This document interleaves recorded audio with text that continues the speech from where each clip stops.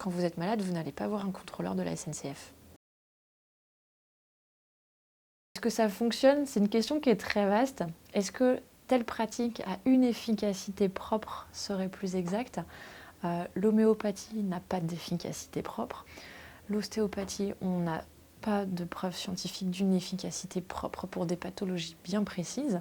Pour la communication animale, le gros danger, c'est si le propriétaire est en détresse et recherche des réponses à ces questions et est susceptible en fait d'écouter un petit peu tout, pas forcément tout et n'importe quoi de façon volontaire, mais peut se mettre sans le vouloir en danger parce qu'il est dans l'affect, et quand on est dans l'affect, c'est très difficile d'être objectif.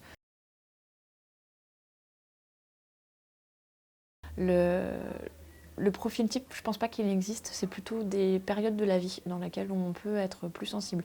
L'animal, il est malade, on est en panique, on ne sait pas quoi faire, on va être plus sensible, plus fragile en fait à des discours autres, alors que quand on va très bien, on peut être beaucoup plus imperméable.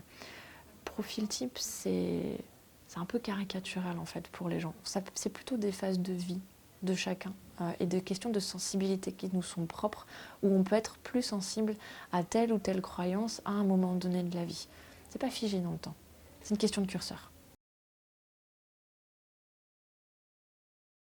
Ce qui nous incite à lutter contre les pseudosciences, c'est le risque pour l'animal.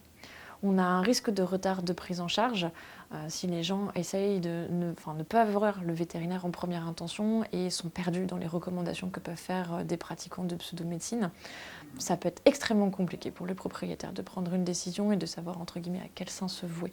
Surtout quand ils n'ont pas les connaissances en termes de médecine, on peut vite se sentir perdu. On a le même phénomène en médecine humaine avec des gens qui sont en errance thérapeutique et en errance diagnostique. Donc le retard de prise en charge, c'est la première chose qui nous inquiète. Et le deuxième, c'est la perte de chance. Si vous avez un diabète et qu'on est long à vous le diagnostiquer, ce sera plus difficile en fait de le gérer que si on arrive à faire un diagnostic précoce. On a le même problème chez nos animaux.